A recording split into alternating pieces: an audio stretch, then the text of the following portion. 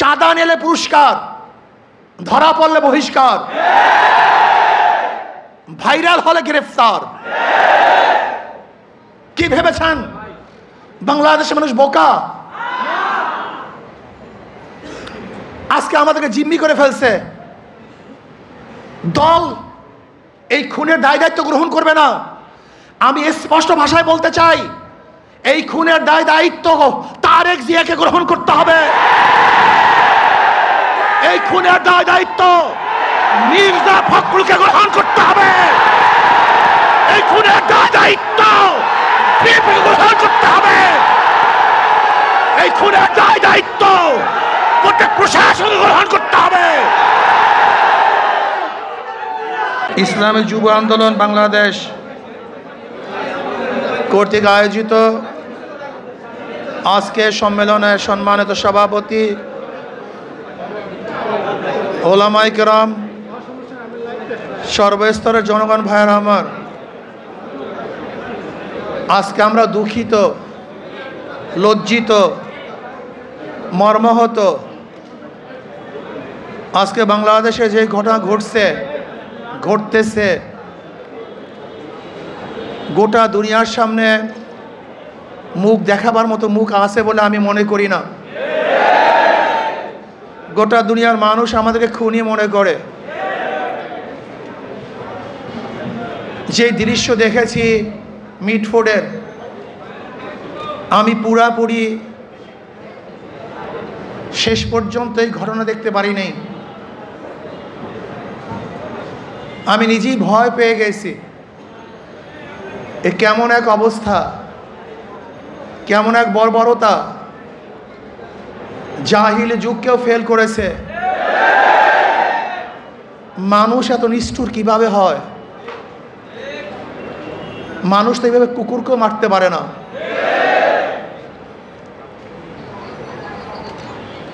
কয়েকদিন আগে ভোলা তজুমুদ্দিনে স্বামীকে বেঁধে রেখে গণহারে তার স্ত্রীকে ধর্ষণ করেছে। বগুড়ায় মেয়ে বিবাহ দিবে না, শুধু এতটুকুর জন্য তার বাবাকে হত্যা করেছে। আজকে চাঁদা না দেওয়ার কারণে মার সামনের থেকে যুবককে তুলে এনে হত্যা করা হচ্ছে। আজকে বাংলাদেশের অবস্থাটা কি? মানুষ কেন রাজনীতি করে?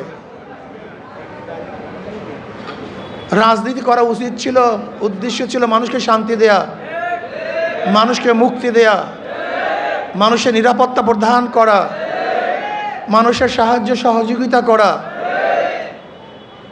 অথচ আমরা রাজনীতি নামে কি করতেছি? খুন, ধর্ষণ, দখলদারি, জুলুম, অত্যাচার, অবিচার। এমন কোনো হীন খারাপ কাজ নাই যে আমরা করছি না রাজনীতির নামে। আমরা কি দেখি? যখনই চাঁদা ধরা পড়ে বহিষ্কার করা হয়। বিএনপি পর্যন্ত 3000-এর উপরে বহিষ্কার করেছে। কিন্তু আমি সাংবাদিক বন্ধুদেরকে প্রশ্ন করতে চাই, আমি জনগণের কাছে প্রশ্ন রাখতে চাই, এই বহিষ্কারই কি তাদের চাঁদা ফিরছে? দখলদারি ফিরছে? খুন ফিরছে? তার মানে বহিষ্কার কিছু না, আইওয়াশ, লোক দেখানো এক নিয়ম। তারা কি বলে? ব্যক্তি দোষ করলে দল সেই দোষের দায় দায়িত্ব গ্রহণ করবে না। আমি মনে করি আওয়ামী লীগ, বিএনপি দুর্নীতি ফ্যাক্টরি, খুনের ফ্যাক্টরি। আবরারকে কারা হত্যা করেছিল? যেই ছাত্রগুলি হত্যা করেছিল তারা মেধাবী ছাত্র বাংলাদেশের, কিন্তু এই ফ্যাক্টরিতে যাওয়ার পরে তার খুনি হয়েছে। আজকে হাজারো মেধাবীরা এই আওয়ামী লীগ, বিএনপি করার কারণে ওরা ধর্ষক হয়েছে, ওরা চাঁদাবাজ হয়েছে।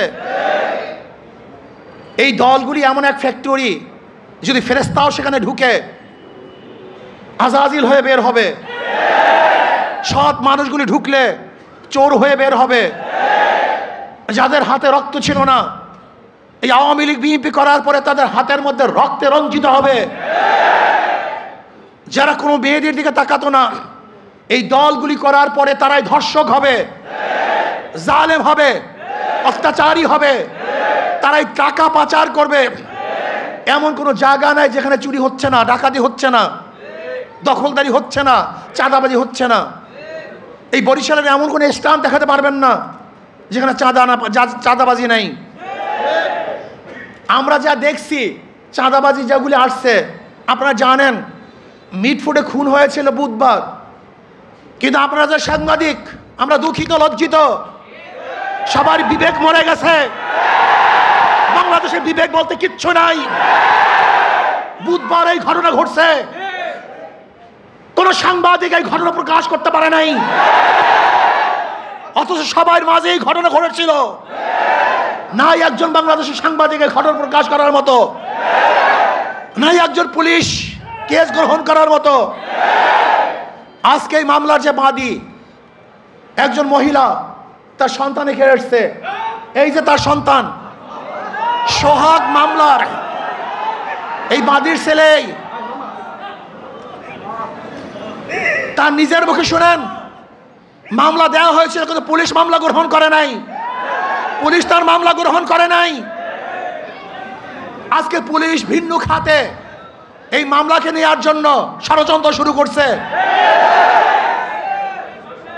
সব জায়গায় চাঁদাবাজি, শরিয়াতপুর বাস সব বন্ধ। শুনলাম আজকে তাদেরকে বহিষ্কার করা হয়েছে। অথচ আজকে আপনারা দেখেছেন প্রেস ব্রিফিংয়ে, সাংবাদিক সম্মেলনে ঊর্ধ্বতন কর্মকর্তাদের কাছে বারবার জানানো হয়েছে, কিন্তু না, যতক্ষণ পর্যন্ত সব জায়গায় প্রচার না হয়েছে ততদিন পর্যন্ত বহিষ্কার করা হয় নাই। চাঁদা নিলে পুরস্কার, ধরা পড়লে বহিষ্কার, ভাইরাল হলে গ্রেফতার। কি ভেবেছেন বাংলাদেশের মানুষ বোকা? আজকে আমাদেরকে জিম্মি করে ফেলছে। দল এই খুনের দায় দায়িত্ব গ্রহণ করবে না। আমি স্পষ্ট ভাষায় বলতে চাই, এই খুনের দায় দায়িত্ব তারেক জিয়াকে গ্রহণ করতে হবে। এই খুনের দায় দায়িত্ব মির্জা ফখরুলকে গ্রহণ করতে হবে। এই খুনের দায় দায়িত্ব বিএনপিকে গ্রহণ করতে হবে। এই খুনের দায় দায়িত্ব প্রত্যেক প্রশাসনকে গ্রহণ করতে হবে।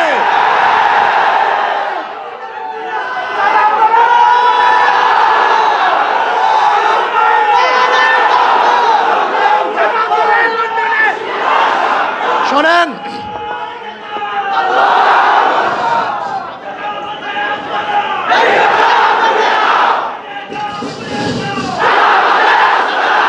আমি মনে করি অবৈধ সন্তান জন্ম হওয়ার আগেই তার মৃত্যু কামনা করে। আজকে বিএনপি ক্ষমতা যাওয়ার আগেই তার পতন কামনা করে বাংলাদেশের মানুষ চায় না এই চাঁদাবাজ, দখলদার, খুনি, ধর্ষক, জালেমের গোষ্ঠী বাংলাদেশের মাঝখানে বসুক।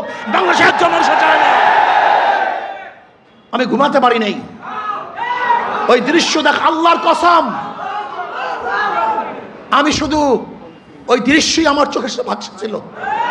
আমি বিশ্বাস করতে পারি নাই মানুষ শুধু জালেম কিভাবে হয়, এত অত্যাচার কিভাবে হয়।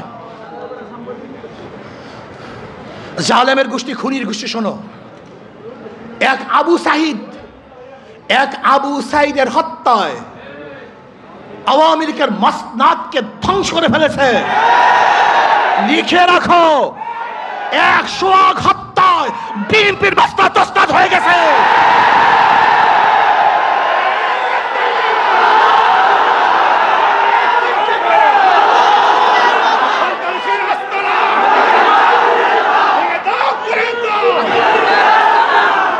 শোনো, তোমরা ভেবেছ গুম হত্যা মামলা বিএনপি ক্ষমতায় আসবে, এই ভয়ে তোমার সামনে সামনে মাথা নত করবে। শিয়াল মাথা নত করতে পারে, ইঁদুর তোমার সামনে মাথা নত করতে পারে, লুবিরা তোমার সামনে মাথা নত করতে পারে, দুর্নীতিবাজরা তোমার পায়ের মধ্যে তৈল মাধ্যম করতে পারে।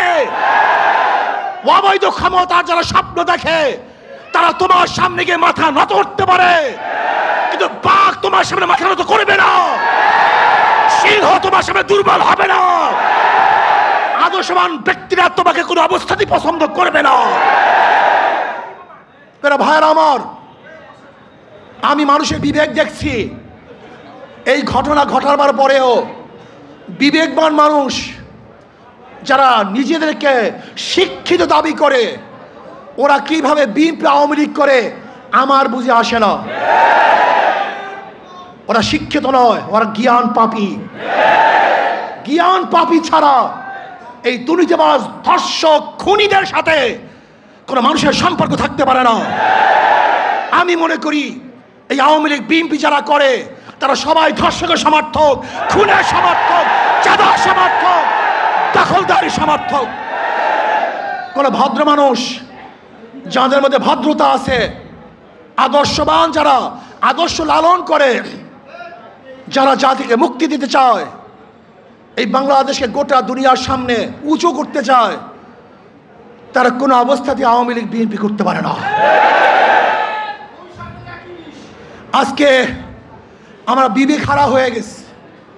যারা সাংবাদিক তারা বিবেক হারা, যারা বুদ্ধিজীবী বিবেক হারা, যারা প্রশাসক বিবেক হারা। এই বাংলাদেশকে নতুনভাবে করতে হবে, মানুষকে আদর্শবান করতে হবে। আমাদের উপায় নেই, পচে গেছি আমরা, আমরা দুর্গন্ধযুক্ত, আমরা নষ্ট। এদের সাথে যারা মিলবে তারা দুর্গন্ধযুক্ত হয়ে যাবে, এটা সংক্রমণ ব্যাধি হয়ে গেছে। এই দলগুলির মধ্যে যারা থাকে, যারা আসছে, একজন ভালো আদর্শ নিয়ে বের হতে পারে নাই। আমার যুবক বন্ধুকে বলবো, আদর্শবান হও, নীতিবান হও। এই দেশকে বিনির্মাণ করতে হবে, এই দেশকে গড়তে হবে, মানুষকে আশ্রয় দিতে হবে, জুলুম মুক্ত দেশ করতে হবে, চাঁদা মুক্ত দেশ করতে হবে, সন্ত্রাস মুক্ত দেশ চাই। সেই দেশের মধ্যে সন্ত্রাস থাকবে না, চাঁদাবাজি থাকবে না, জুলুম থাকবে না, অত্যাচার থাকবে না, অবিচার থাকবে না, আমার মেয়েরা ধর্ষিত হবে না, চাঁদা দিয়ে কার ব্যবসা করতে হবে না। এরকম দেশের জন্য চেষ্টা করো, সাধনা করো। ইনশাআল্লাহ ইসলামী আন্দোলন বাংলাদেশ পারবে এই দেশকে একদিন শান্তি দিতে, মুক্তি দিতে। আলহামদুলিল্লাহ ইসলামী দলগুলো ঐক্য হচ্ছে। আশা করি ইনশাআল্লাহ যদি ইসলামের নামে একটা বাক্স আমরা দিতে পারি, তাহলে বেঈমানরা বুঝবে, খুনিরা বুঝবে, ধর্ষকরা বুঝবে, চাঁদাবাজরা বুঝবে কত ধানে কত চাল। বারবার ঘুঘু তুমি খেয়ে যাও ধান, এবার ঘুঘু তোমার যাবে যে প্রাণ। বারবার বাংলাদেশের মানুষকে ধোঁকা দিয়েছ, ৯-৬ বুঝিয়ে ভোট গ্রহণ করেছ। এবার বাংলাদেশ সচেতন হয়েছে, কোন চাঁদাবাজদেরকে আর মানুষ ভোট দিবে না। যারা বিগত দিনে দুর্নীতিতে 5 বার চ্যাম্পিয়নশিপ লাভ করেছে, যারা অবৈধ নির্বাচন উপহার দিয়েছে, যারা চাঁদাবাজি করার কারণে দেশ থেকে মানুষ বিতাড়িত করেছে, দ্বিতীয়বার তাদেরকে মানুষ আর ভোট দিবে না ইনশাআল্লাহ। চাঁদাবাজের বিরুদ্ধে ঐক্য হবে তো ইনশাআল্লাহ, চাঁদাবাজের বিরুদ্ধে সবাই ঐক্য আসি তো ইনশাআল্লাহ। যখন যেই সময় ডাক দেওয়া হবে চাঁদাবাজির বিরুদ্ধে আমরা ঝাঁপিয়ে পড়বো ইনশাআল্লাহ। আল্লাহ আমাদের সবাইকে কবুল করে নেন।